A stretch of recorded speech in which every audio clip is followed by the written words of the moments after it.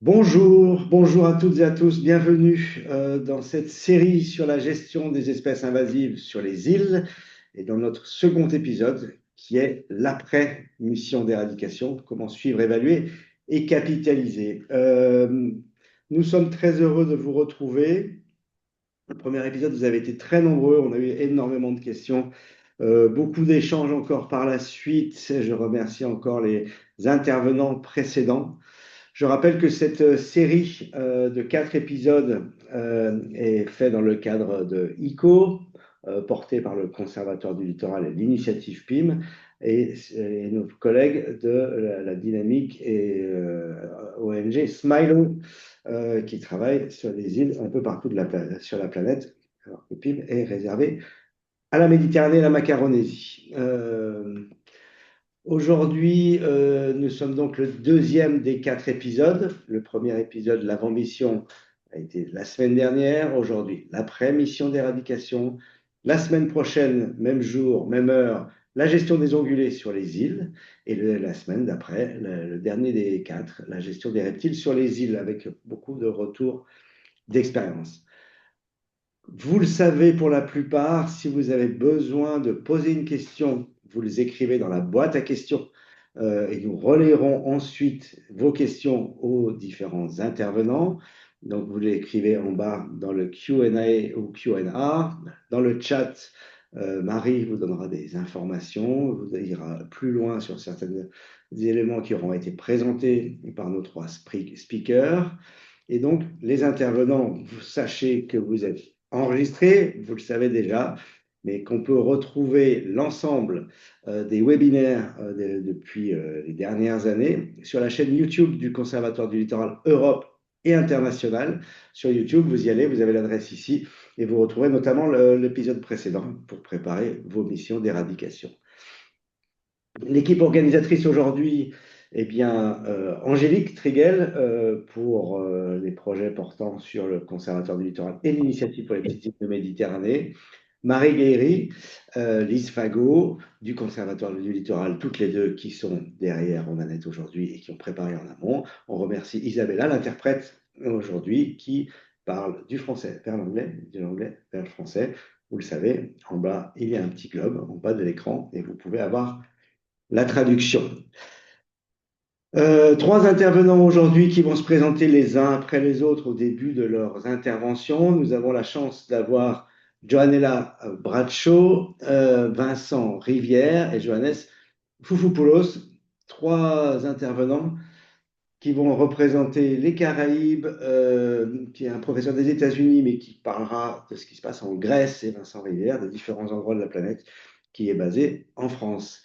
Ravi d'aujourd'hui vous présenter la suite de l'épisode précédent. Dans l'épisode précédent, pardon, nous avons expliqué comment préparer une mission d'éradication, comment la préparer, l'anticiper, la planifier. Et donc, on a fait un point un peu initial sur les définitions, les enjeux. On a rappelé euh, vraiment pourquoi ces problématiques d'éradication d'espèces exotiques envahissantes étaient importantes.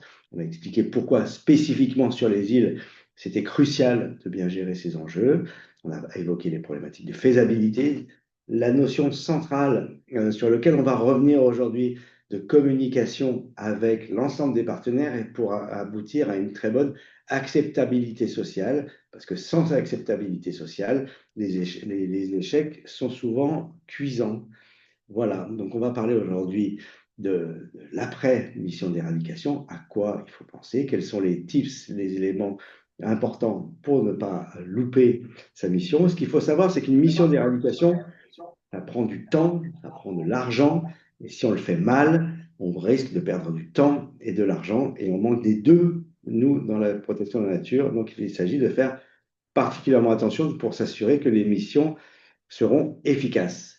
Donc là, nous allons travailler d'abord sur comment garantir l'efficacité de l'opération de gestion. Et je vais donner tout de suite la parole à Vincent Rivière. Vincent, 1 minute pour te présenter et ensuite, je te laisserai la parole pour dérouler ton speech. Vincent, qu'on est ravi de retrouver, qui est un partenaire historique des PIM et du Conservatoire du Littoral. On est ravis, on a fait beaucoup de missions ensemble. Et je crois que la semaine prochaine, tu pars à nouveau dans une nouvelle mission pour les PIM en Macaronésie. Mais Vincent, je te laisse te présenter.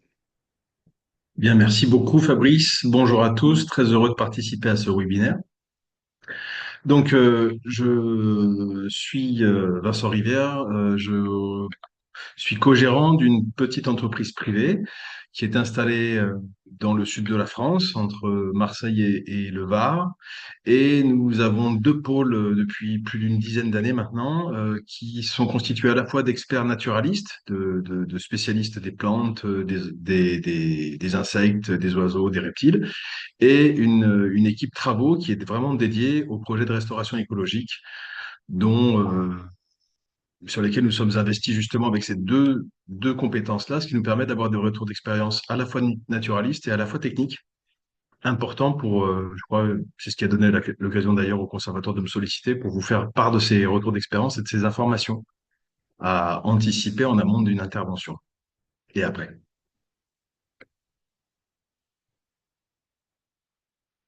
Merci beaucoup. Du coup, la première, concernant l'efficacité d'une opération, évidemment, à mon sens, il y a vraiment trois pôles sur lesquels on peut l'évaluer. D'abord, un plan biologique. Donc là, c'est tout ce qui concerne les suivis et les suivis post-intervention. Plan technique, les informations qu'on peut récupérer sur le chantier, au cours du chantier. Est-ce que la réalisation est vraiment conforme? Et le plan social, qui, comme le disait tout à l'heure Fabrice en introduction, est vraiment un pôle important pour la durabilité des interventions. Et ces trois points s'anticipent bien en amont. Et je dirais même que c'est notamment ce qui doit permettre initialement et avant même de lancer une opération, être très bien évalué, de façon à ce que vous puissiez ensuite ne retirer que les informations les plus essentielles. Je prends par exemple le plan biologique, toutes les placettes de suivi, tout compartiment confondu, les photo-interprétations, les suivis photographiques sont des éléments essentiels à l'issue de votre travail d'éradication, puisque ce sont les éléments qui vont vous permettre de communiquer à la fois sur le plan scientifique et sur le plan grand public également. La partie technique, vous anticipez avec votre entreprise de chantier les paramètres qu'ils vont devoir relever tout au long du chantier, de façon à ce que vous puissiez évaluer dans la mesure où vous serez sans doute amené peut-être à faire d'autres opérations de cette nature, pouvoir aussi partager ces informations en interne ou à l'extérieur, de façon à permettre de calibrer aussi ce type d'informations et notamment les points clés de ces observations, de ces interventions.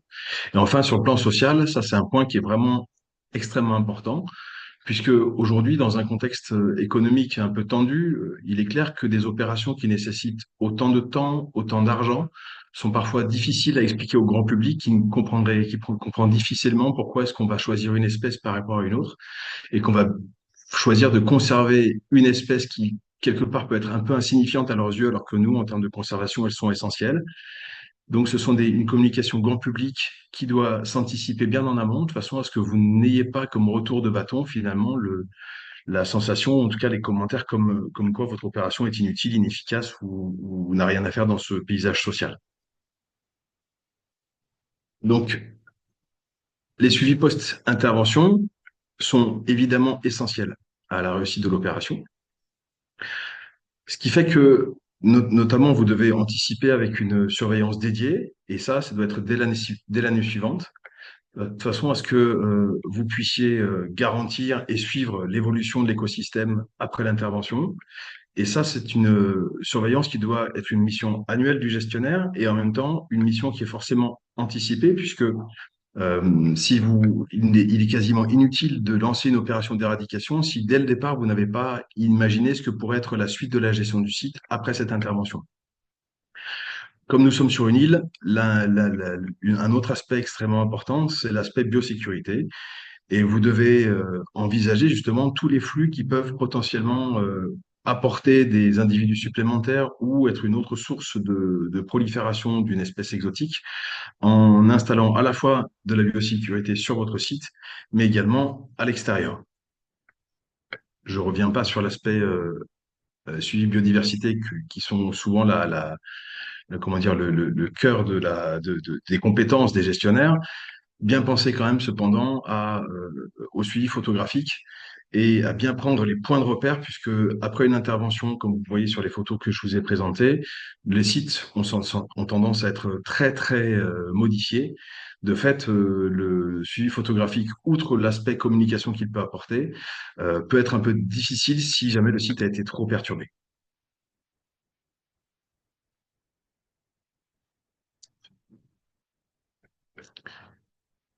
Oula, t'as été peut-être un peu vite, non? Voilà, merci. Sur cette partie à l'échelle du territoire, là, on va dézoomer un peu de l'échelle de l'île. Évidemment, je suppose qu'en amont d'une opération, vous avez déjà, avec les acteurs, mobilisé des acteurs pour pouvoir participer au financement de l'opération, mais tous les acteurs et usagers du site peuvent être potentiellement des personnes cibles de votre communication et potentiellement aussi des personnes qui peuvent apporter une perturbation supplémentaire ou introduire des espèces supplémentaires sur votre site.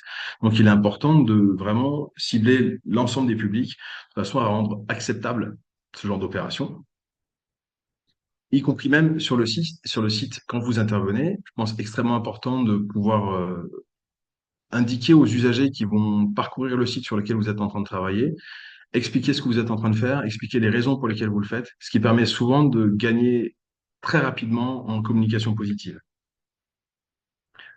En dézoomant, je pense aussi à tous les sites qui sont potentiellement connectés, avec lesquels vous avez des flux qui peuvent être des flux liés aux oiseaux, par exemple, ou aux différents courants, au vent, qui peuvent vous apporter des propagules d'espèces exotiques envahissantes.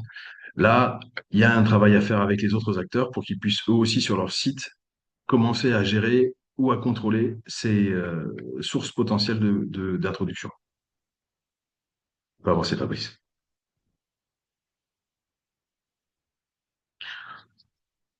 Ce qui me semble important on réalise ce genre de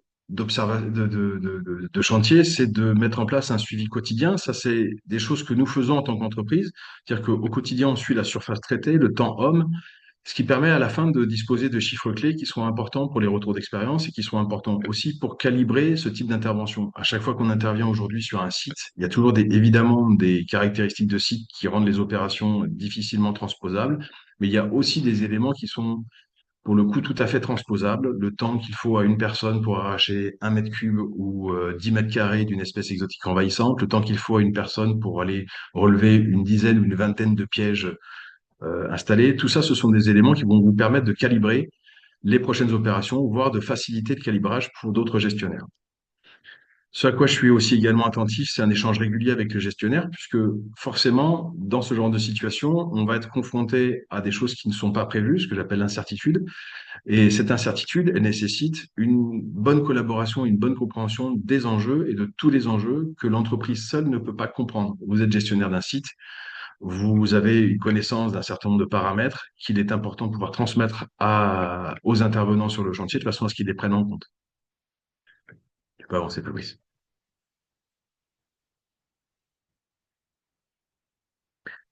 Et du point de vue des éléments techniques que nous relevons, nous produisons systématiquement un rapport. Je pense qu'il est important de demander à toutes les entreprises qui l'effectuent. On a tendance à mettre un peu cette partie de côté, cette partie restitution des résultats.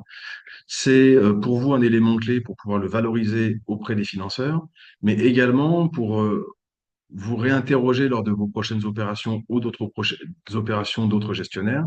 Retrouvez ici des informations clés qui vont vous permettre je reviens sur cette histoire de calibrage, puisque c'est quand même un sujet qui revient systématiquement. De fait, dans la même réflexion, vous avez la possibilité de produire des retours d'expérience qui sont essentiels pour la communauté. Et il existe notamment, je pense, au centre de ressources de l'UICN qui produit des fiches de retour d'expérience, justement. Et ça, en général, c'est une partie qui est très peu intégrée dans les rôles qui sont attribués à l'entreprise, au gestionnaire, pour pouvoir faire des retours d'expérience. Le gestionnaire qui n'a pas participé ou qui a participé de loin au chantier aura du mal à faire un retour d'expérience. Et l'entreprise, en général, on ne la sollicite pas pour qu'elle le fasse. Juste sur un point plus technique, nous utilisons un logiciel libre que je vous partage ici. Je suppose que vous êtes nombreux à les connaître. à connaître, c'est le logiciel QField. Et avec ce logiciel, nous arrivons au quotidien à suivre nos vitesses d'avancement, les surfaces qui ont été traitées, les éléments clés en fait du chantier qu'on va pouvoir utiliser à la fin en restitution dans le cadre de ces retours d'expérience. Je pense avoir terminé. Donc merci à tous. Et je suis à votre disposition pour les questions. Merci beaucoup, Vincent. On va tout de suite poser quelques questions que j'ai reçues directement. Merci pour ce témoignage qui est très intéressant venant d'une entreprise. Voilà, ce n'est pas un gestionnaire, ce n'est pas un scientifique, voilà, c'est un peu de tout ça malgré tout, mais c'est surtout là ce témoignage à travers ton regard d'entreprise. Deux questions par rapport à cela. Euh, Tu as des commandes auxquelles tu réponds, on te dit de faire comme ci, comme ça. Quels sont les éléments essentiels qui t'ont manqué dans le passé, dans le cahier des charges, concernant le suivi de la mission, qui aurait assuré leur succès, mais que le maître d'ouvrage avait oublié de mentionner dans son cahier des charges? Alors, déjà, juste pour préalablement à toute intervention, je crois que le premier élément qui me manque en général, c'est qu'on puisse parler des mêmes surfaces ensemble. Et ça, c'est un élément qui manque et je comprends toute la difficulté puisqu'on est sur des secteurs qui sont difficilement accessibles. Faire une cartographie précise des surfaces couvertes par l'espèce exotique envahissante est un vrai exercice, une vraie difficulté. Ceci étant, j'ai travaillé sur des secteurs où j'avais pas ces informations. Et donc, on a quand même trouvé des moyens pour se comprendre avec le gestionnaire, mais on est toujours dans une difficulté de compréhension. C'est-à-dire que moi, j'ai une équipe, j'ai un coût par jour pour réaliser l'intervention. À la fin, le gestionnaire a une enveloppe et je dois rester dans cette enveloppe-là, sauf que on a tous les deux envie d'aller au bout de l'intervention. Donc, il y a forcément un moment ou un autre où on va essayer de s'organiser pour pouvoir trouver des solutions dans cette configuration. Après, en général, les gestionnaires sont quand même des très bons connaisseurs de leur site sur le plan de la biodiversité patrimoniale. Et ça, j'avoue que d'avoir des informations en amont, savoir où se situent les foyers d'espèces à fort enjeu de conservation, ça nous permet d'avoir une vigilance accrue lorsqu'on intervient à proximité de secteurs très sensibles. Mais dans les cahiers des charges, souvent, enfin, rarement le long terme est évoqué. C'est un chantier, voilà, avec un nombre d'heures ou un nombre de jours qu'il faut réaliser. Mais l'après, c'est pas toujours clair le fait que ce soit le gestionnaire ou à nouveau une entreprise qui doivent revenir régulièrement voilà, pour le suivi de la mise en œuvre. Comment est-ce qu'on pourrait intégrer cela dans des cahiers des charges? Aussi pour cette question du long terme qui est effectivement une petite frustration pour nous parce que on est mobilisé pour travailler sur la première intervention, souvent la plus lourde. Que devient le site ensuite? En fait, c'est une difficulté à laquelle j'ai pas vraiment de réponse aujourd'hui, puisque aujourd'hui, des cahiers des charges pour une intervention sur 10 ans, ça n'existe pas vraiment. Pour autant, je sais que on est vite confronté à la nécessité de reproduire ce contrôle, cette surveillance, etc., qui représente parfois une partie vraiment infime en termes de budget, mais absolument nécessaire. Il m'est arrivé de travailler sur des zones qui avaient fait l'objet d'éradication 10 ans avant, pas de suivi, pas de contrôle, et je revenais pour faire exactement la même intervention que celle qui avait été réalisée 10 ans plus tôt. Ce qui évidemment, là, est clairement une situation d'argent public dépensé pour rien ou d'argent privé dépensé pour rien, et qui entraîne une difficulté de compréhension par le grand public, une difficulté d'appropriation des objectifs, et du coup, une difficulté de partage de tout l'intérêt de ces opérations. Parfait. Merci beaucoup, Vincent. C'est Charpet. Ce que je vous propose, c'est que on se retrouve tout à l'heure, Vincent, pour le débat final. On va donner maintenant la parole à Joanella. Joanella, can you hear me? Continuez à poser vos questions pendant ce temps dans la boîte à questions. Nous vous attendons. Hi, Joanella. Posez vos questions dans la boîte à questions. Nous les retranscrivons ensuite à destination des trois intervenants, y compris si vous avez des questions maintenant sur l'intervention de Vincent. Joanella va nous emmener dans la Caraïbe. Je vais la laisser se présenter d'abord. Et puis, Joanella, c'est pour 10 minutes. Je t'en prie.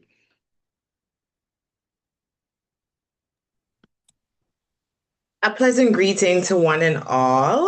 As you've Bonjour, heard before, my name is bonjour, je Janella, suis and I am Janella an environmental et scientist je here in suis une Antigua and Barbuda in the scientifique Caribbean. And I work for this à fantastic Antigua et conservation Barbuda dans NGO les called the Caraïbes. Je Environmental Awareness Group, travaille also pour le known as Environmental EAG. Awareness And here at Group EAG, qui we est connu comme restore islands, we EAG protect et the key on endangered gère species, l'une des and we're plus also grandes zones leading marines now protégées des public Caraïbes initiatives in orientales. On environment protège les conservation espèces action. et on And I'm travaille very sur happy to l'action de be la here with conservation. you Et je suis today to très, share très the heureuse success d'être of ici Redonda pour and its partager revamping les story succès de while it's still Redonda alive. The island et une restoration, histoire qui 9 est un years modèle after pour la the restauration eradication. des So îles sit back, 9 ans enjoy, après and I hope you have a l'éradication. lot of takeaways Alors, from this. j'espère que All right, next slide. que ce sera Let's utile pour get vous. straight Alors, into on commence the presentation about talking avec about la Redonda's présentation remarkable restoration of its Redonda heritage. et sa So, just to restauration. set the backdrop of this, Redonda Alors, is the Redonda third island est la from Antigua and troisième Barbuda. île de But you can see Antigua from the et map that Barbuda, mais vous Redonda is voyez quite some de la distance carte away qu'elle from est mainland Antigua, très approximately 31 loin miles. des Redonda l'île is a remote, majeure, à peu près uninhabited island 31 just off the miles land au floor sud-ouest du flourishing continent that's only Antigua. 1 mile Et, long. So when et we do our monitoring, we have to quand take on fait helicopter ride notre 20 minutes to Redonda. surveillance, il faut And Redonda aller is so avec important l'hélicoptère. to us because of C'est the très important wildlife. pour Next nous slide, please. parce So as you qu'il can y see, a Redonda is beaucoup de fauna et important flora. bird Comme vous and biodiversity voyez, area, c'est home vraiment to the une globally arée, une zone significant de populations biodiversité of très nesting seabirds importante. Il that y a it is beaucoup home to. So d'oiseaux on de Redonda, you mer can find 3 different nicheurs. species of On rubies. a 3 espèces We have de the fous: masked ruby, the red-footed ruby, le and the brown Magnificent ruby. And Frigate Redonda Bird, actually has Red-billed Tropic 1% Birds et of the Brown world's Booby qui brown est le rubies fou brun. population Donc, nesting il y a on un its grand rocky shores. pourcentage des Moving on espèces from that, du we monde. also have Et these aussi, reptile species. on a des That's espèces de next slide, that you reptiles, can't find 3 espèces anywhere de else in the reptiles world, critiques but they're en critically voie de endangered and endemic disparition to et Redonda. So right here in endémique front of à you, you can see the Redonda. Vous beautiful voyez la mangrove très Redonda brown belle dragon just basking lézard in the terrestre sun de in all its glory. We Redonda also qui have the est Redonda dans le Beachy Lizard, soleil, which is soleil dans close sa to 9 meters right gloire. here. And we Et là, have the vous la Redonda voyez pig ici, lizard. derrière So moi Redonda aussi. is very important when it comes to the Donc, Redonda biodiversity. est très important Next en slide. termes de However, in biodiversité. 2008, Mais en this is how our team 2008, saw Redonda when we ça received c'est some comme surveys. And l'équipe a vu obviously, this island Redonda. does not look like an island that is Donc, bursting with sea life. on Disaster n'a has pas had l'impression struck the d'avoir island. You can beaucoup de see there's faune. lots Il y a of eu des deforestation. désastres, And actually, at il this y a eu de la point, with the amount of déforestation erosion that is et happening, the il y a eu cliffs are aussi actually une collapsing into érosion into the qui a vu surrounding le seas. collapse And this will lead to des impacts, the negative impacts rochers of the dû invasive à black goats, l'impact black rats, négatif sorry, and feral goats that were there. des And even if you look at the pictures, rats there's literally only noirs one et single des tree that chèvres was left on sauvages. the Il y island. avait même plus Next slide. You d'arbres, may ask, même okay, pas un seul how did these arbre. rats and goats even get on On peut Redonda in se the demander first place if comment no les rats humans lived there? sont Well, arrivés sur in Redonda. the late Alors, qu'est-ce 1800s, qui s'est passé? we were always À looking la to fin de Italy. This American 1800, company il y decided to set avait up a une phosphate compagnie mine on américaine Redonda. qui So avait at essentially there décidé was de so many créer seabirds une nesting there that decided minière to nest sur onto the Redonda seabird et mining from Redonda. on However, avait as we know, bringing l'oiseau all this de infrastructure, all these mer people, guano this is when the qui invasive laissait beaucoup de rats and guano, qui goats ont were laissé introduced. derrière une And énorme population de rats de so navires, what hautement happened? These carnivores. rats, Qu'est-ce qui s'est also referred passé? to as ship rats, they just Ces caused rats this de cycle of destruction. navires ont They ate créé all une the spirale vegetation. de They even started to destruction. attack On a and commencé consume à and feed upon the attaquer native tous endemic reptile les species, and even reptiles for the chicks, endémiques when the birds et would go out to forage in the même day, le if the petit parents left the birds in oiseau, the nest, they would come and s'ils attack étaient them too. laissés dans And les things nids, got so ils bad on étaient the island, attaqués the rats par even les started to rats. eat Les one rats ont another. même So that's just to commencé show à you se like manger how big of l'un a collapse l'autre that happened. pour vous montrer Next slide. Coupled with l'ampleur du the collapse. impact of these feral goats, Aussi, goats are on a eu le problème des chèvres. L'impact des chèvres et des rats ensemble a été énorme sur la faune et la flore. Il y a eu beaucoup de dommages sur l'île et beaucoup d'espèces étaient presque extinguées. Alors, qu'est-ce qu'on a fait? On a lancé un programme de restauration. Il y avait beaucoup de gens qui étaient impliqués dans les comités de pilotage. On avait des compagnies d'hélicoptères, on avait deux gestionnaires, des ONG, beaucoup d'associations qui ont décidé de chasser les chèvres et les rats de Redonda. Et on a commencé à faire cette éradication. En 2017, on a lancé le programme d'éradication et l'EAG a réussi à éradiquer le rat des 16 îles des Caraïbes depuis 1995. Ce qui a été nouveau a été la nouveauté de Redonda et le défi d'une île, d'un îlot qui était vraiment très éloigné. Et on avait vraiment besoin d'éradiquer les rats. Donc, on a distribué des appâts tous les 40 mètres. La population de rats s'est effondrée en 2 semaines. Vous pouvez voir ici, dans l'image de l'île de Redonda, les petits points que vous voyez, il y avait une équipe qui visitait le point pour distribuer les appâts. Pourquoi tous les 40 mètres? Parce que c'est le radius d'un rat que le rat utilise pour se nourrir. Vous voyez, il y a des points sur les rochers aussi. Donc, on a dispersé les appâts avec les hélicoptères. Après qu'on a fait ça, 2 mois après, on a vu le résultat. Donc, après 2 semaines, comme je l'ai dit, vous avez vu, il n'y avait plus d'activité de rats. Aucune activité de rat n'a été détectée depuis mars 2017. Pour les chèvres, on a dû les capturer et elles ont été ramenées sur le continent après avoir été capturées. Prochaine. Le succès de l'éradication a été ancré donc dans la collaboration, comme l'a dit le speaker auparavant. Collaboration, innovation et utilisation ont été très importantes. Vous avez vu les photos qui sont très importantes. Vous avez vu la première photo et la photo 3 années après l'éradication. Donc, on a un incrément de la végétation qui a été vraiment permise par la collaboration, innovation et utilisation des méthodes. Et donc, quelque chose qui a changé depuis les éradications du passé, c'était les mesurements. On a eu l'écosystème retourné, les oiseaux qui retournaient. On a aussi vu que les populations de lézards endémiques sont retournées. On a vu vraiment le rétablissement des espèces endémiques. Et on pourrait se demander pourquoi Redonda est encore considéré un succès de conservation, parce que on a vraiment continué à stabiliser l'éradication dans le temps. Donc, la leçon nous dit que l'éradication n'est pas le pas final.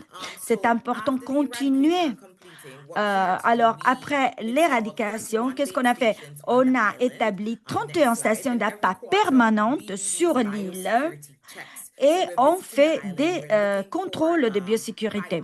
Quand on va sur l'île, on cherche les indicateurs que les appâts marchent. Donc, on a vraiment un suivi très important parce qu'on ne peut pas gérer ce qu'on ne peut pas mesurer.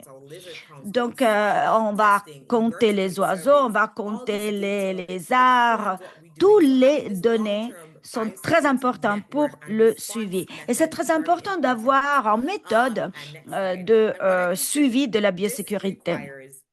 Alors, on a besoin d'argent, bien sûr. Donc, on est un ONG, on dépend des aides financières. Il y a beaucoup de gens qui nous donnent de l'argent qui n'aiment pas trop couvrir les coûts d'un traitement, mais c'est très important. Parce que si on commence une éradication et on n'a pas les structures pour la protection à long terme et pour la récupération des écosystèmes, c'est inutile. Donc, c'est très important d'encourager l'aide financière à entretenir ce qu'on fait en termes de biosécurité. Parce que si on a une méthode, on voit par exemple le rat qui est mort, on arrive à continuer à suivre tout ce qui se passe après l'éradication. Aussi, le partenariat est très important. Donc, ce n'est pas qu'une autorité, qu'une organisation qui peut faire le travail. Il faut que toutes les parties prenantes travaillent ensemble. Et je pense que comme gestionnaire, il faut aussi expliquer aux utilisateurs pourquoi on continue le travail de conservation, expliquer que on peut arriver aux ODG si on continue tous les années. Donc, c'est très important d'avoir un partenariat avec les parties prenantes. Et la dernière chose que je voudrais ajouter, c'est qu'on arrive à protéger et désigner Redonda comme zone protégée pour protéger le travail qu'on fait, pour faire en sorte que le gouvernement s'en rende compte et ne bâtit pas, par exemple, un hôtel ou un restaurant ou un bâtiment qui ait un impact sur la biodiversité. Donc, il faut bien planifier. Bien sûr, on a éradiqué les rats et les chèvres, mais il faut aussi suivre. Par exemple, on avait aussi des plantes envahissantes. Donc, on a dû contrôler la diffusion de ces plantes. Donc, il faut pivoter aussi parce que les choses ne se déroulent pas comme planifié normalement.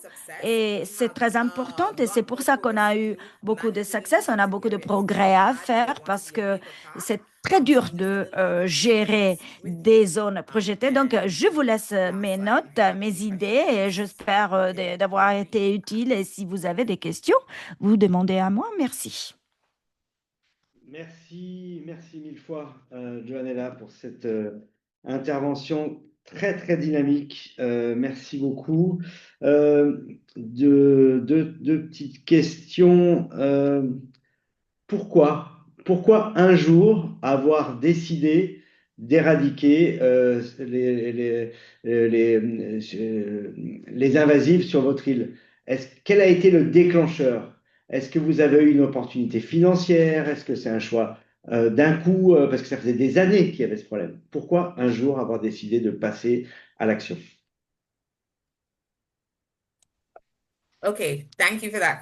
Merci pour la question. C'est une super question. Alors, qu'est-ce qui s'est passé en 2009? L'équipe était à une conférence régionale dans les Caraïbes et on a commencé à parler de la restauration des îles et on a parlé de Redonda. Et à travers cette conférence, on a souligné Redonda comme une des projets les plus importants pour la restauration. Donc, c'était aussi un alarme pour les autres parce qu'on a dit, bon, on a beaucoup de biodiversité dans les Caraïbes, on a beaucoup d'espèces, il faut faire quelque chose. Et Redonda, en fait, a été un catalyste. On a pu lancer un programme de restauration. Maintenant, on a une zone protégée, une réserve, écosystème. Donc, l'histoire de Redonda est en continuelle évolution. On a beaucoup de chapitres à faire. Thank you very much. Another about last questions. Est-ce que lorsque vous avez démarré l'opération, vous aviez déjà sécurisé les financements pour après, pour le monitoring, pour éviter les nouvelles invasions? Est-ce que c'était déjà clair pour vous que vous aviez les financements pour la continuité du projet après l'éradication? So yes, great Well, question. c'est une super question parce que on a beaucoup de rêves sur l'argent comme un mécanisme durable aussi. Et je pense que le partenariat sont très importants dans ce sens. Vous voyez ici, il y a des logos de groupes qui sont impliqués dans la restauration de Redonda qui a été bien planifié. Donc, c'était phase à phase. Et on a étalé toutes les phases et on a réussi à obtenir de l'aide financière parce qu'on est un ONG, on n'a pas d'accès à des grands fonds, à des grandes donations. Donc, on a dû établir petit à petit des partenariats. Et il y avait des gens qui disaient, on a un grand plan et on a besoin du succès de l'organisation. Et donc, on a fait beaucoup de fundraising parce que Redonda est naturellement supporté par le gouvernement. Donc, on a eu besoin aussi d'impliquer le gouvernement. Donc, je pense que le buy-in nous a aidés dans notre activité de fundraising dans les procès d'éradication. Après, éradication a été beaucoup plus difficile.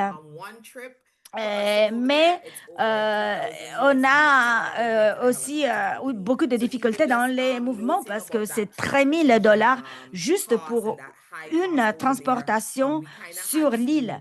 Donc, on a dû vraiment se baser sur le partenariat, sur des fonds qui ont été étalés sur les 3 ans et on a vraiment dû continuer à faire beaucoup de suivi et avec beaucoup de données. Donc, on a eu besoin d'innovation et maintenant, on a toujours des problèmes sur avoir le fonds pour continuer sur l'après-éradication. On continue à penser comment faire le fundraising.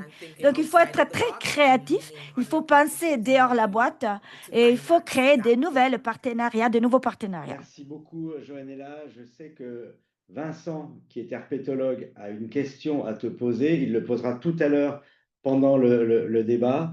Merci encore pour cette intervention. Je suis ravi qu'aujourd'hui, dans les participants, on retrouve Mado, Mariama, Saliou, Ajar, Johan Mayol, le président des PIM, Raymond Viala, qui est aussi gestionnaire du territoire qui a été présenté par Vincent, le Cap Taïa, qui nous signale que toute la cartographie du site des zones avait été faite par drone, par son organisation, le Conservatoire des espaces naturels. Il y a beaucoup de questions dans la question box à propos de l'impact des anticoagulants, notamment au niveau marin. Pour gagner du temps là-dessus, Island Conservation, qui est vraiment une des références mondiales sur les problématiques d'éradication, a beaucoup étudié cette question. Il a été prouvé par de maintes publications scientifiques que l'impact marin était inexistant ou extrêmement réduit, alors que la présence de rats sur les îles avait un impact négatif fort sur les problématiques marines et notamment sur les zones à coralligènes et corail. Donc effectivement, l'impact direct sur la partie marine n'a jamais été prouvé, il n'y a pas d'impact. Et à l'inverse, l'impact des rats est colossal. On gagne un peu de temps là-dessus. J'en profite aussi pour remercier Jean-Marie Péricard qui a partagé un lien sur des indicateurs que vous pouvez retrouver sur la chatbox. On va passer maintenant la parole à Johannes pour qu'il partage avec nous ses retours d'expérience très intéressants, d'expériences qu'il a menées notamment en Grèce et qui va nous présenter. Johannes, je te laisse te présenter tout d'abord et ensuite 10 minutes de présentation avant de te poser de nouvelles questions. Thank you again. Hello everyone. My name is Bonjour, Johannes Foufopoulos. je suis Johannes Foufopoulos. Je suis grec et allemand. Je habite dans les États-Unis, professeur à l'école pour l'environnement et la durabilité de l'Université de Michigan. Je travaille dans la biologie de la conservation sur les enjeux liés à l'écologie et à l'évolution. Et je travaille beaucoup sur les îles dans la Méditerranée. Et je vais parler de mon expérience et je vais donner un peu de vue sur 10 000 pieds sur les choses qui peuvent se mal passer quand on commence un projet d'éradication et de restauration des îles. Mais je vais vous donner aussi 2 cas d'études pour voir les choses à considérer après qu'on pense qu'on a fait, on a complété le travail, quoi. Alors, je voudrais parler de l'évaluation. Qu'est-ce qui se passe avec la restauration des îles et avec des résultats inattendus après l'éradication des espèces envahissantes? Moi, je vais parler des cas de la Méditerranée, mais je vais parler aussi d'autres cas de succès dans les îles du Sud global. Alors, un premier, des définitions. Quand on travaille sur les îles, on se focalise surtout sur l'éradication des espèces envahissantes, mais je pense que c'est très important de se rappeler qu'il faut restaurer l'écosystème de l'île et que l'éradication de rats, de chats et de chèvres est inutile, mais qu'il y a beaucoup d'autres pratiques qui sont nécessaires en même temps ou après pour avoir du succès. Par exemple, il faut penser à attirer des oiseaux marins parce qu'ils sont des liens mobiles qui donnent beaucoup de vie à ces îles. Ils portent des éléments nourrissants, des œufs, des plumes. Ils participent beaucoup à la fertilisation de l'écosystème. Donc, faire revenir les oiseaux est très important pour le follow-up. Il faut réintroduire beaucoup d'autres espèces. Donc, c'est très important de tenir à l'esprit que le succès, ce n'est pas seulement éradiquer, mais c'est aussi reprendre la vie de l'entier écosystème. La prochaine slide. Bon, alors, maintenant, je voudrais parler des échecs. Et je voudrais faire 3 catégories d'échecs, en fait, après l'éradication. Par exemple, on n'est pas arrivé à éradiquer les rats ou les chèvres parce que quelque chose s'est mal passé. Alors, en fait, on parle d'échec du premier pas qui est éradiquer les espèces de l'île. Numéro 2, Jonelle en a parlé aussi, on peut avoir des conséquences involontaires qui laissent une île dans un état pire qu'avant, même après l'éradication, parce que, par exemple, il y a une espèce envahissante de plantes qui était mangée par les chèvres, par exemple. Ou bien il y avait un super prédateur sur l'île et en éradiquant le prédateur, les proies sont des espèces, par exemple, en danger. Donc, ce sont des conséquences qu'on appelle écologiques. Et en troisième, le manque de récupération par rapport à la ligne de base initiale, c'est-à-dire que l'île ne récupère pas. Par exemple, qu'est-ce qui se passe si il y a des espèces qui ne récupèrent pas parce qu'elles ne sont plus là? Elles ont été complètement éradiquées. Donc, il faut avoir d'autres actions. En plus, l'échec peut se produire pour diverses raisons, manque d'objectifs concrets, manque de planification et de suivi, manque de soutien sociétal, manque de ressources insuffisantes menant à l'éradication et la réinvasion en raison des protocoles de surveillance et de biosécurité insuffisants. La prochaine slide. Next slide. À la prochaine. Merci. Alors, je vais vous donner des exemples de choses qui se peuvent mal passer. Alors ici, on a fait des efforts sur cette île en Grèce. On a essayé d'éradiquer les chèvres d'une île qui avait des niveaux de conservation très élevés. On a eu beaucoup de succès dans l'éradication. On est parti sur les news nationales, mais le jour après, notre succès était sur les news nationales dans des journaux conservateurs. On parlait de la grande trahison nationale des îlots égéens. Et ils jettent des bergers pour protéger les escargots, les lézards et les oiseaux marins. 13 ans sans précédent de la souveraineté nationale et de la richesse nationale. Donc, ils ont parlé de trahison de la souveraineté nationale parce que s'il n'y a pas d'animaux sur les îles ne peuvent pas continuer à survivre. Donc, ce sont des îles qui sont contestées par la nation à côté. Donc, l'idée était très politique aussi. Sûrement, rien de tout cela est vrai. Mais comme on était une semaine avant les élections, ce groupe particulier était en train de faire un point politique. Donc, cela a mis beaucoup de pression sur les communautés locaux de ne pas éradiquer les chèvres des autres îles. Et cette situation était complètement inattendue parce qu'on avait déjà travaillé avec les communautés locales, mais cela est parti de la capitale.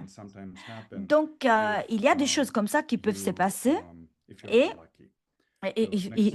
si on n'a pas de chance, bien sûr. La prochaine. Une autre question qui peut se passer, ça c'est un cas d'autres îles. Avec l'éradication de rats, on a vu que les résultats de la campagne sont très impactés par beaucoup de facteurs. Qu'est-ce qui s'est passé dans les îles Cyclades? On avait eu des rats pendant des milliers d'années. Il n'y avait pas de récupération. Vous voyez dans les images, avant l'éradication et après l'éradication, mais il y a eu une autre île où l'élimination n'a pas réussi. Alors, il faut penser à d'autres activités, par exemple, attirer les oiseaux marins, la réintroduction de plantes d'invertébrés menacés, etc. Donc,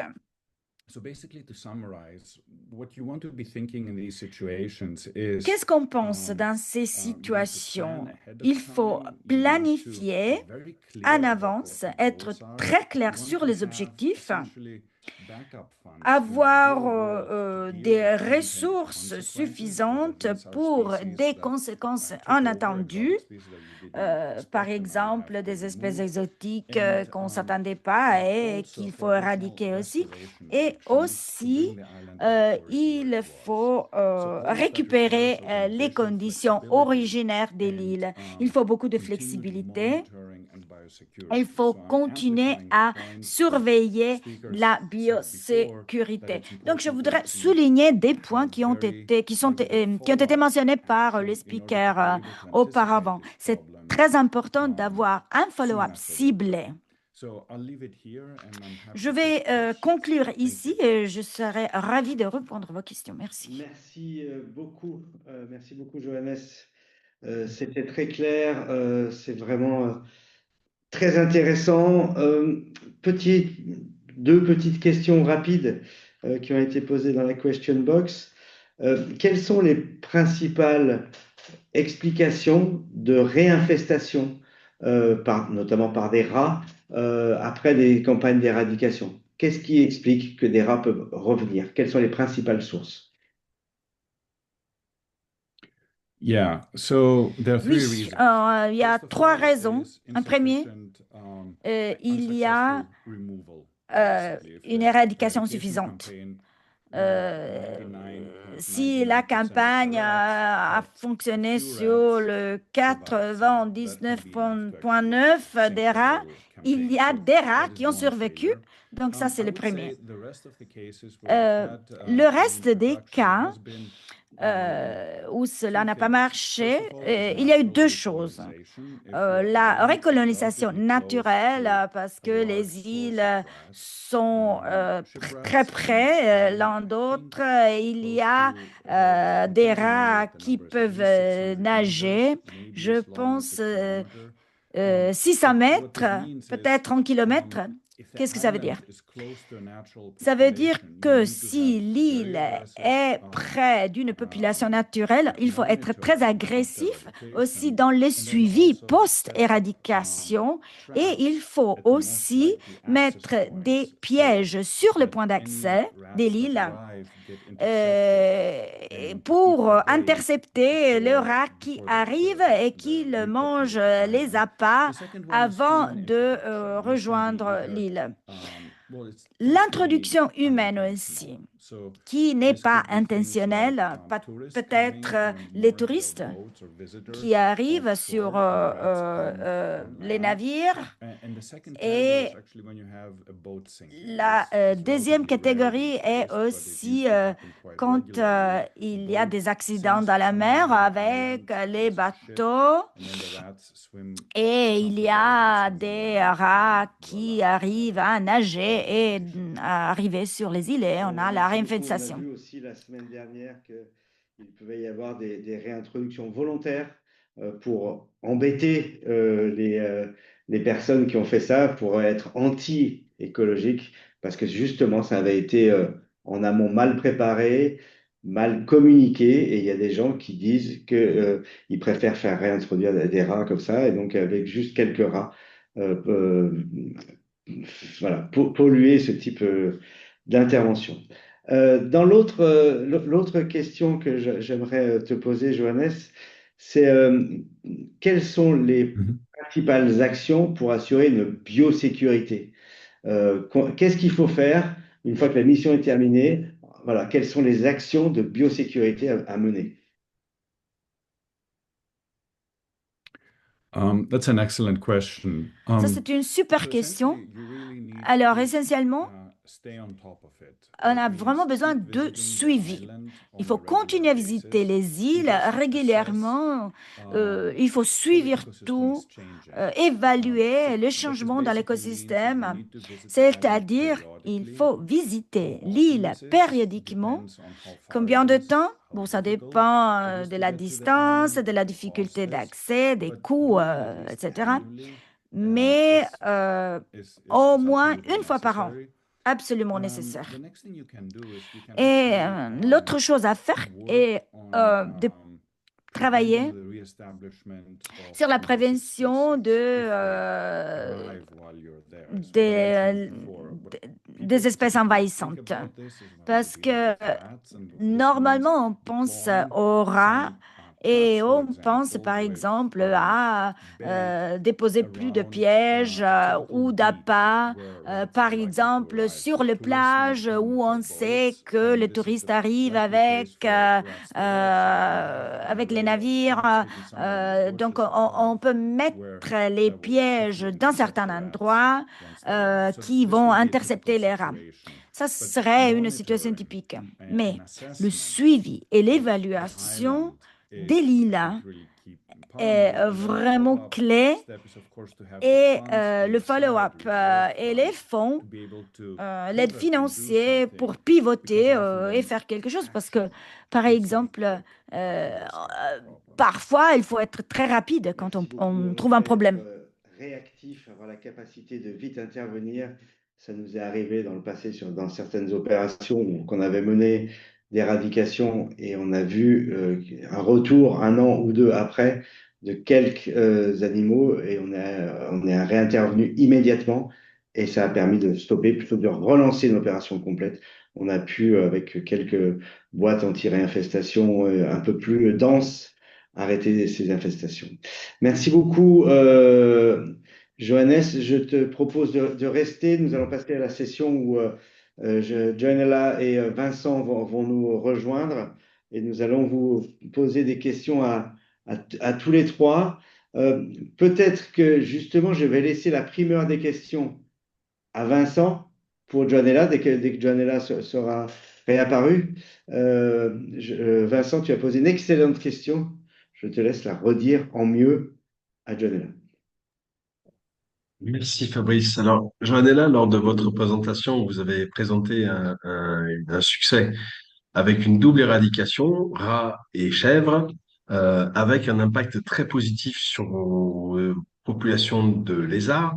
J'aurais souhaité savoir si, dans vos suivis, vous étiez capable d'identifier ce qui a été le plus bénéfique à ces populations de rats, si c'est l'éradication des rats ou si c'est le retour de la végétation et la chaîne trophique liée à l'éradication des chèvres. Merci, Joël.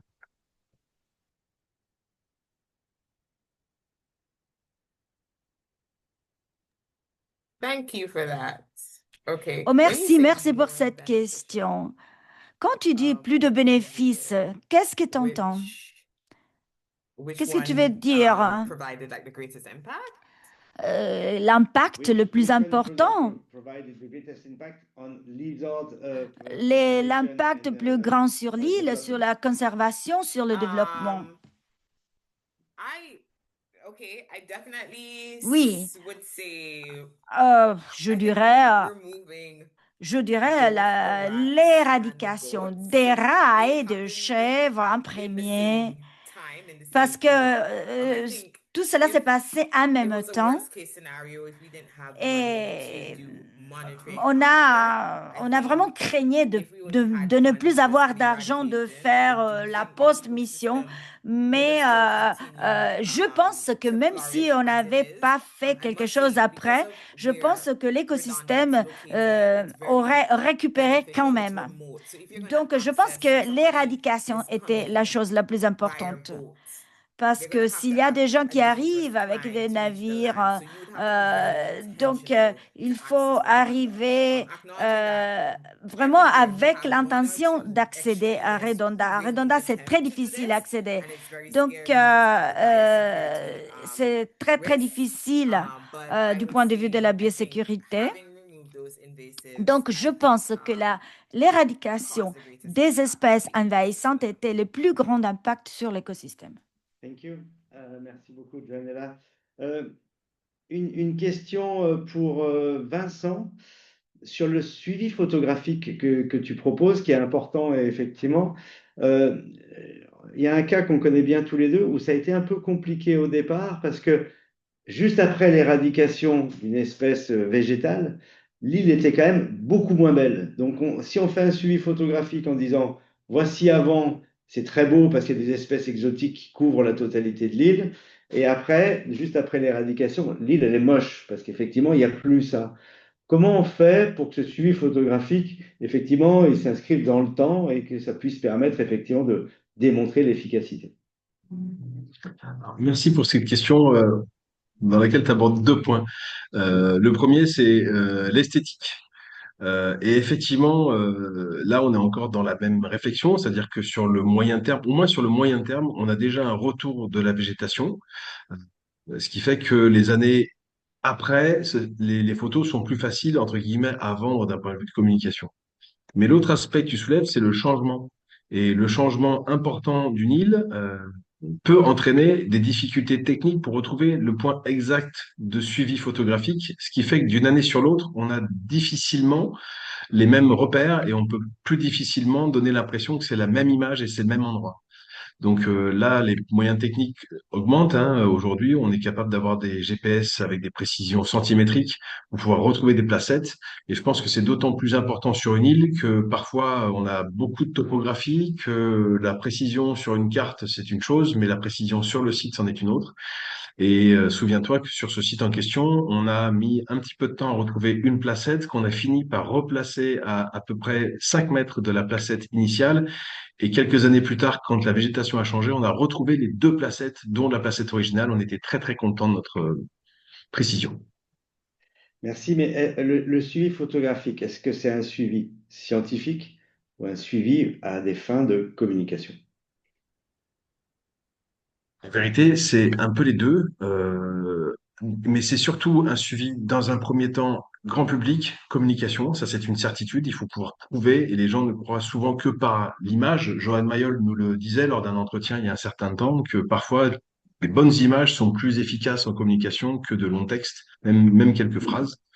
Mais c'est aussi scientifique dans le sens où on a beau mettre en place des suivis avec des placettes de 1 m², 10 m² et plus, malgré tout, pour rendre compte visuellement de la façon dont l'écosystème va réagir, une photo, c'est extrêmement efficace, puisque on a beau quadriller un secteur, on peut passer à côté d'un phénomène, et ce phénomène, la photo va en rendre compte et va permettre après de réorienter éventuellement les suivis.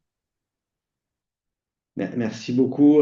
Je me tourne vers Johannes pour cette question parce que, comme tu le disais, l'objectif de l'opération, ce n'est pas d'éradiquer une espèce, c'est d'éradiquer une espèce pour permettre à une autre de venir. Et donc, c'est dans une dynamique plus complexe, plus lourde.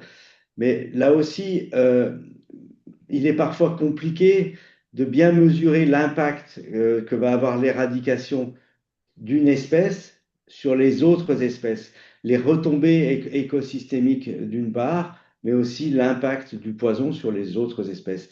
Comment ça marche? Comment on s'assure de ne pas impacter négativement les autres espèces?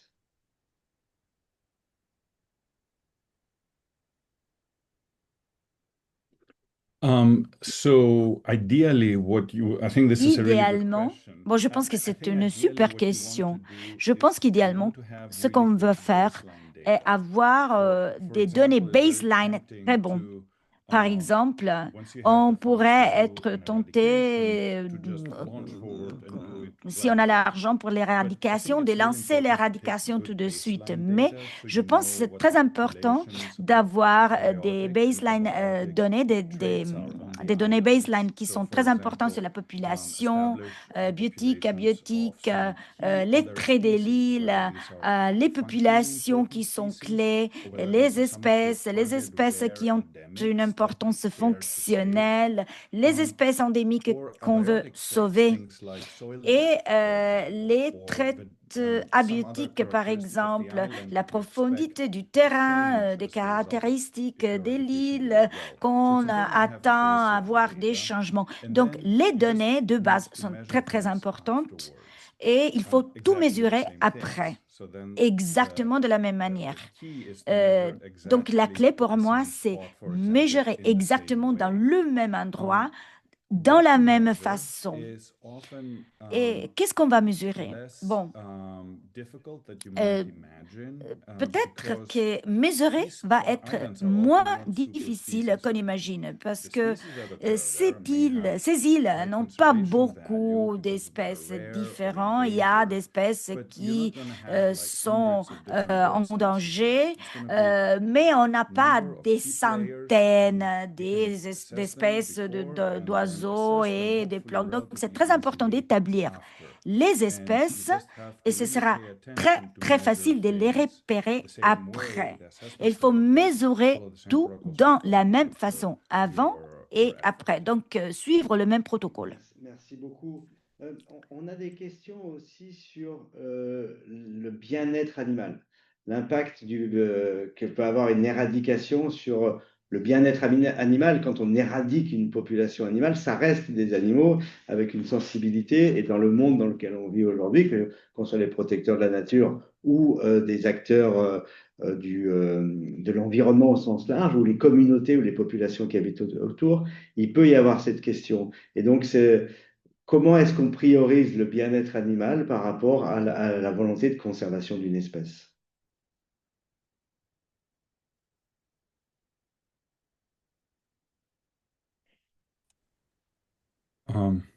Je t'en prie. Bon, alors, ça dépend de différents facteurs, deux facteurs. Un premier, les méthodes d'éradication. Parfois, on a des alternatives qui nous permettent de poursuivre des éradications humanitaires. Par exemple, on va capturer les bétails ou les chèvres et on les tue pas, par exemple. On peut choisir ça, mais il y a des situations où on n'a pas d'alternative. Par exemple, avec les rats, on n'a pas d'alternative pour les éradiquer de façon humanitaire. Donc, il faut vraiment être très important.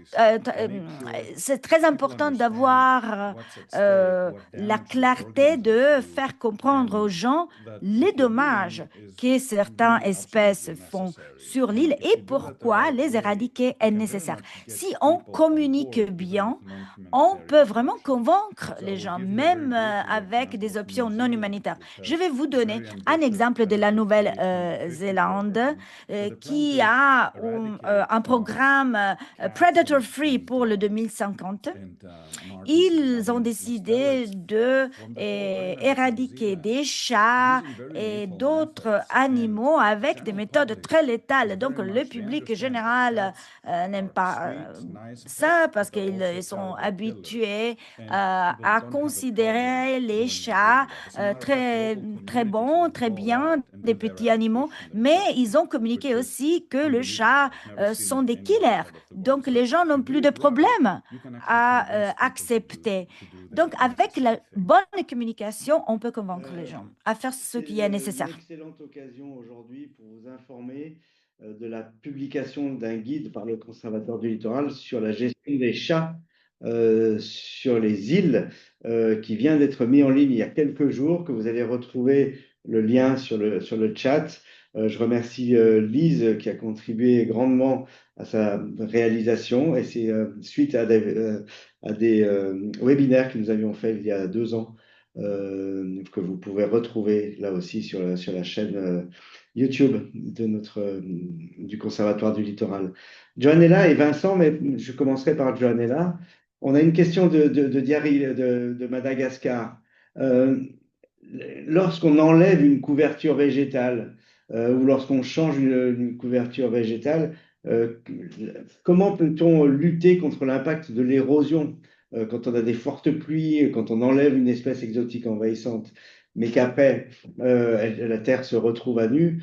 Comment on fait pour s'assurer que les pluies ne vont pas systématiquement lessiver le sol et éviter toute nouvelle implantation. Comment s'est passé, Johanella, par exemple, l'arrivée spontanée de la végétation sur Redonda?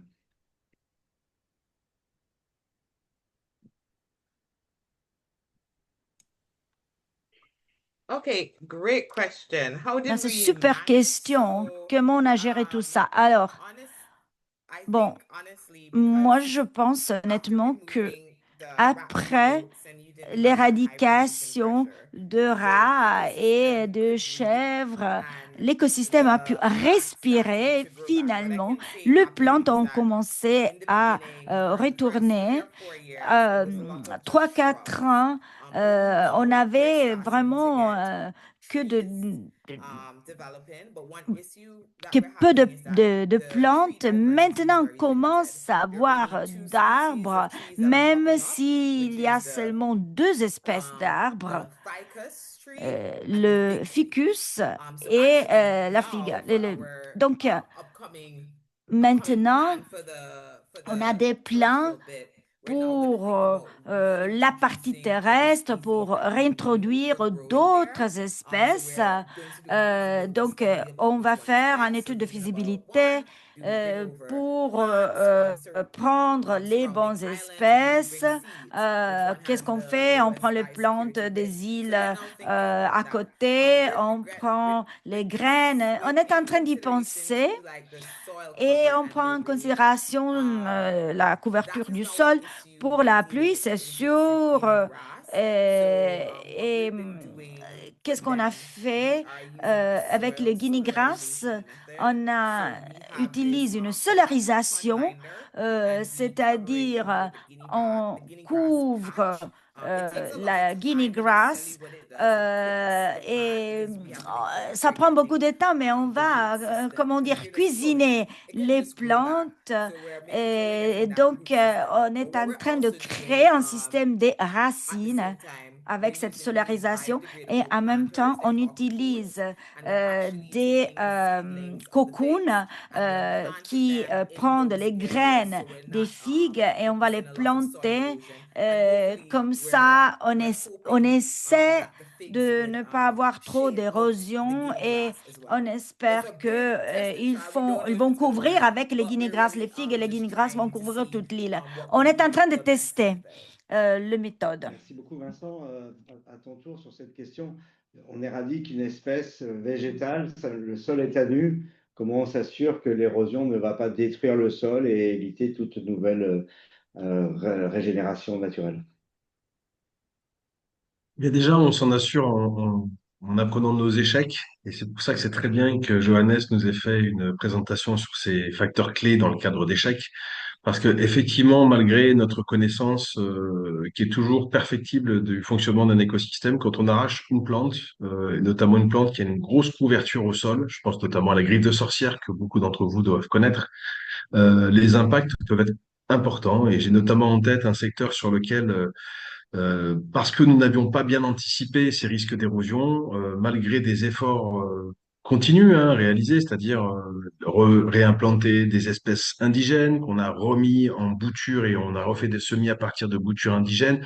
On a quand même toujours cherché à conserver les écotypes locaux de l'île, malgré des petits ouvrages pour retenir l'érosion et retenir le sol. En fait, on n'a jamais vraiment réussi à faire revenir une couverture végétale sur ces secteurs parce que c'était pas suffisamment anticipé en amont. Ce qui fait que par la suite, toutes les autres opérations d'éradication qu'on a menées sur cette espèce, on a anticipé ça en rapprochant les andins, puisqu'on faisait des espèces de rouleaux avec les courriers de sorciers, on les a rapprochés beaucoup plus les uns des autres, on les a piquetés au sol pour ne pas qu'ils soient lessivés lors des prochaines pluies, parce qu'on a pris conscience à ce moment-là que finalement, le trésor qu'on pouvait trouver sur une île, c'était aussi cette petite litière de sol qui contient évidemment beaucoup de graines, aussi des espèces envahissantes, mais qui contient quelque part tout le terreau nécessaire pour que la revégétalisation puisse repartir. Et en fait, l'effort, si vous le mettez initialement dès l'opération d'éradication, vous n'avez pas à gérer un effort beaucoup plus conséquent derrière. Je pense au tapis coco qu'on pourrait réutiliser et recouvrir cette zone-là pour conserver pour permettre à un sol de se réinstaller. Aujourd'hui qu'il est lessivé, le temps de réinstallation de la végétation est vraiment important et sans succès. Voilà. Merci beaucoup. On va bientôt s'arrêter là. Peut-être une dernière question à vous trois, un peu philosophique, mais vraiment technique. Juste avant cette question, je reprends les mots de Jean-Marie Péricard qui nous dit la nécessité de biosécurité, y compris pour les intervenants, pour les gens qui participent à ces opérations, de manière à bien faire gaffe que sur leurs propres vêtements, dans leurs chaussures, etc., il n'y ait pas des graines de plantes exotiques ou que dans les matériaux qu'on apporte sur un territoire pour mener une opération, on s'assure qu'il n'y ait pas là aussi de lézards, etc., etc. Donc, être particulièrement attentif, y compris quand on mène des opérations comme ça, à ne pas être vecteur d'introduction. Donc, la question un peu philosophique que je vous pose, c'est est-ce qu'on peut considérer qu'une opération d'éradication d'une espèce est définitive? Et qu'est-ce qui pourrait nous permettre de le faire croire qu'une l'éradication d'une espèce sur une île peut être définitive? Peut-être Johannes, pour commencer. Yeah. Oui, It is alors, absolutely essential to bon, avoid c'est essentiel de reestablishment of some of ne these pas species. rétablir So des espèces. I think the response really depends on Et je pense que island la and the type réponse of dépend island. sur l'île If you have an et la island typologie that d'île. is Si on a visited une île by qui est humans visitée regularly, you par definitely les want humains to act on régulièrement, that, as opposed il to a faut really sûrement isolated island agir like de suite. Redonda, where Une île you don't expect that there's remote going to comme be regular Redonda, visitation. bon, donc But if you have on ne s'attend pas à regular beaucoup de visiteurs, humans, and c'est sûr. often you have Mais this si on a des conflict îles qui between sont wanting beaucoup to, let's say visitées, it's a on protected a area and you want vraiment to un receive conflit visitors and showcase entre the success of the eradication, voir yet at cette the same île et le time succès de opening up to l'éradication et en visitation même increases the temps risk. So it's really les important to risques. do Donc, c'est très tourist important information. And I've de seen that on the faire de la bonne ocean, on the islands of information the aux Southern touristes. Ocean, the South Et je l'ai Pacific, vu where, sur les for îles example, du the New Pacifique du Zealand Sud. government is going to have Par exemple, le great place gouvernement when de you land Nouvelle-Zélande, on the island and quand visitors tu arrive, have big arrives signs sur that say, l'île, tu check as des you grands, know, your stuff, check for, no des need to grands have a messages qui spare te rat in your disent de pocket, but contrôler maybe si seeds in tu your n'as pockets pas des or graines stuck dans to the bottom tes of your shoes. poches, And si tu n'as some of pas this des actually œufs has to sur les happen ideally chaussures. before people, if you Et have organized je visitors, like pense sometimes you have que si on little a des visites organisées boats that take sur les commercial îles, boats that des take visitors petits to the new bateaux Natural commerciaux Park qui Island.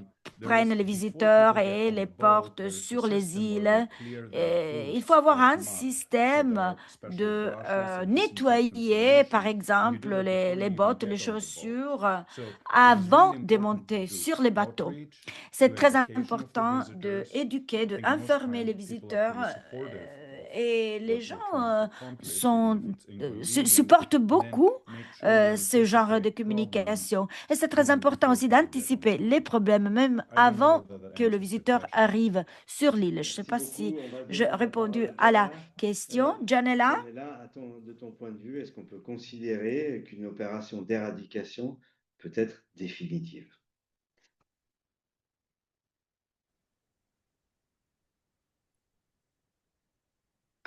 I think Je that's a hard question. pense que I c'est think une it's question honestly difficile. site-specific. That's what Je I would pense que say. ça dépend des Here sites. in Antigua, that's Parce what we're que seeing. je As I suis à said, Antigua Redonda et is bon, remote. So Redonda that one est une île eradication remote, has donc proven to be very successful. on a Meanwhile, une other éradication de grand islands that are very succès, close mais to il y mainland, you a can literally see them in d'autres Ivanhoe. îles qui It's just a sont 5-minute boat très ride. proches They du are high continent. tourist Il spots. y a We have beaucoup de had cases touristes where qui we've had arrivent to do, 5 minutes en bateau, multiple donc c'est beaucoup plus eradications difficile et on ils one ont island essayé de faire because these des things éradications swim. We have to deal with multiples, mongooses as well. mais il y a les So mangoustes, par it just exemple, qui arrivent depends. en I nageant, also donc do want to ça dépend. echo Et je what Johannes voudrais said. faire Like although d'écho Redon is remote, à I believe it Johannes would be parce que c'est très important de penser à la biosécurité, même avant de monter, par exemple, sur l'hélicoptère.